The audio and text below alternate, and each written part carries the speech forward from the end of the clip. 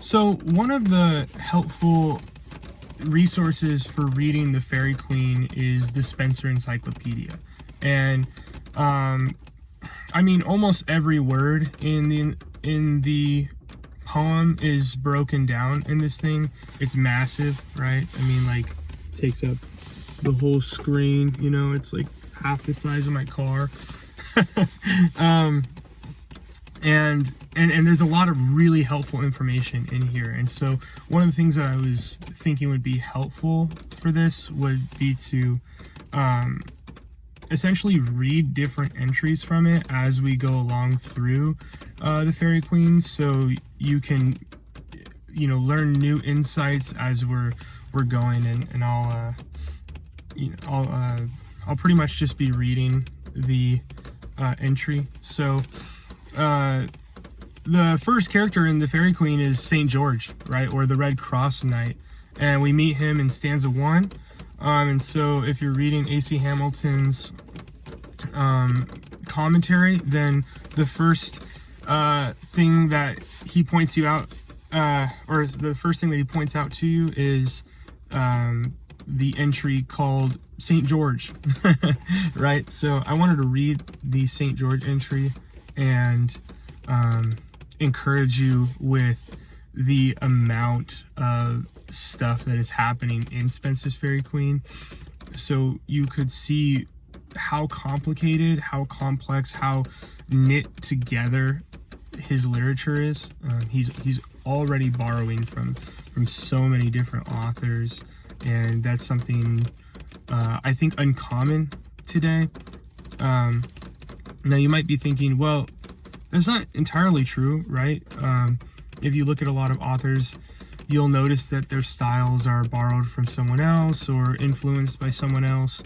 But there's a difference between having a borrowed or influenced style and then borrowing from thousands of different authors and then having your own style. And so that's Spenser's gift, that he's able to create his own style. If you look at the way how Spenser writes his poetry, he uses 9 lines per stanza. So he borrows a similar style from Ariosto, who writes Orlando Furioso, and his style is also very similar in structure to Tasso's Liberation of Jerusalem. They both have stanzas that have 8 lines each, right? And Ariosto uses a canto as a distinction. Tasso uses a book as a distinction. So Ariosto has a book and a canto.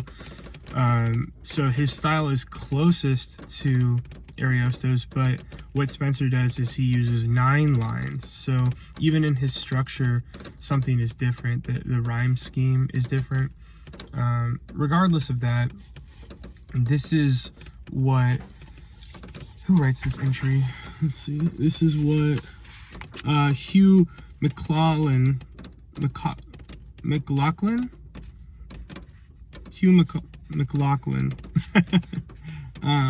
has to say about St. George. The patron saint of England, and as the Red Cross Knight, the protagonist of Fairy Queen 1. So who's St. George according to Spenser? He's the patron saint of England, and he's also the Red Cross Knight. The origins of St. George legends are obscure. Originally an Eastern saint, he was by the 6th century accepted into the roster of saints of the Church of Rome. His popularity and association with chivalric prowess grew during the Middle Ages, especially during the time of the Crusades. The popular Legenda Aurea of Jacobus de Voragine, an early medieval lectionary of saints' lives established from a wide variety of earlier sources a basic structure and interpretation for the legend that persisted into the Renaissance, chiefly through Caxton's redaction in the Golden Legend, circa 1483. According to Voragine, George is said of Geos, which is as much to say as earth, and orge, that is tillage. So George is to say as tillage of the earth. that is his flesh. Or George may be said of Gera, that is holy, and of Gion, that is of a wrestler, that is a holy wrestler, or we would say wrestler. For he wrestled with the dragon. Or it is said of George, that is pilgrim, and Geir, that is cut or detrenched out of us, that is a counselor. He was a pilgrim in the sight of the world, and he was cut and detrenched by the crown of martyrdom. And he was a good counselor in preaching. George's name is derived principally from the Greek ge, or earth, and agron, or ergon, labor, which together signify the humility of this warrior before God. A nobleman of Cappadocia, here Voragine identifies him with the 4th century Arian bishop George of Cappadocia. He is said to have been a tribune in the Roman army during the late Roman Empire. His 2 greatest exploits are to have rescued a town from a dragon and to have resisted the cruel persecutions of Dacian, the virulently anti-Christian prefect of Rome. Although the latter account may have the firmer historical basis, the former, with its echoes of the myth of Perseus, is the one that passed into popular legend. In Voragine, a dragon threatened the citizens of Cyllene in Libya. To appease the creature, they fed it 2 sheep every day. Soon, however, the supply of sheep began to dwindle, and they were forced to sacrifice a youth along with a single sheep, the youth being chosen by lottery. The king's daughter was finally chosen. Caxton adds that she was accompanied by a sheep, like Una's lamb, which we will get to. When George passes by and sees her predicament, he wounds the dragon, which is spitting out fire, according to Caxton, and tells the maiden to subdue it by throwing her girdle over its neck, Florimell's girdle, which Satyrine uses to subdue the witch's hyena in Book 3, Canto 7, stanza 36. She leads the dragon to the city, and the 15,000 inhabitants are so grateful that they are willing to be baptized by George. Only then does he kill the dragon. The king builds a church from which there flows a spring with the power to heal all kinds of sickness. George instructs him in proper religion and then leaves without marrying the princess. George was early seen as a type of Christ. His red cross on a white field, his associations with the archangel Michael, who triumphs over Satan, and with Christ, who triumphs over the dragon of the apocalypse, and his military skill reveals him to be a type of Christ as soldier and victor, one through whom is attained the triumph of the covenant of mercy over that of justice, of grace over sin and death, of Christianity over paganism, of St. Paul's new man over the old. In Red Cross, Spenser enforces the parallel as an antiquary. John Selden says, some account, St. George, an allegory of our Savior Christ, and our admired Spenser hath made him an emblem of religion.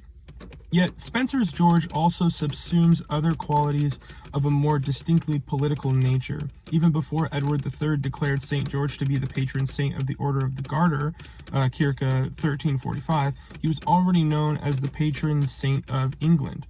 By the 15th century, he was a popular figure in mummers' plays, pageants, and processions, honored with a feast day, which is the 23rd of April, and portrayed in numerous murals, carvings, and paintings.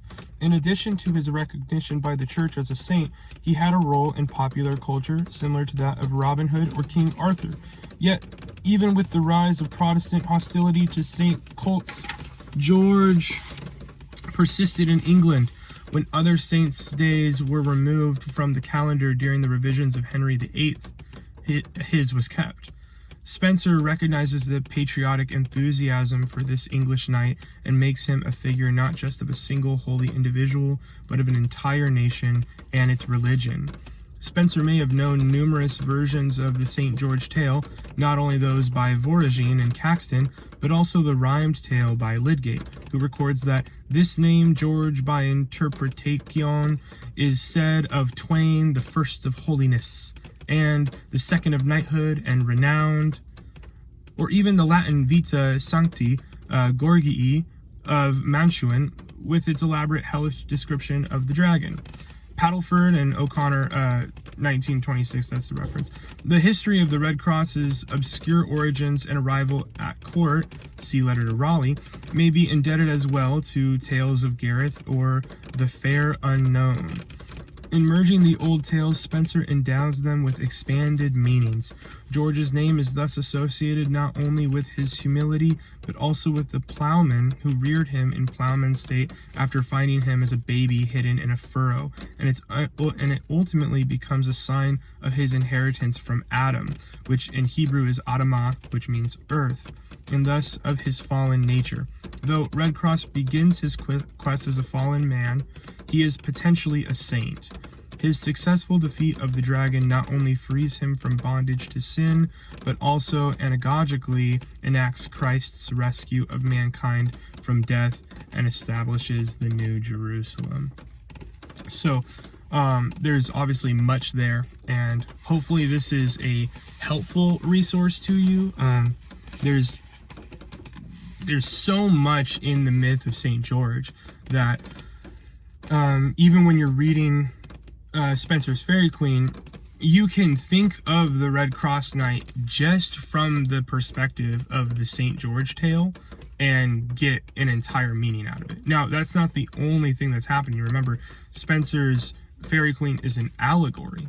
So the Red Cross Knight is also, in another sense, the Knight of Holiness, right? And we just talked about that a little bit. So he's the Knight of Holiness, which means that he is a knight on a quest to learn what is holy, which is not exclusive to St. George's tale, right? There are many other knights this way. There are many other saints that have gone through this tale. And actually, the Red Cross Knight is supposed to be sort of an allegory of the common trope of a Christian becoming a Christian and learning to be holy, right?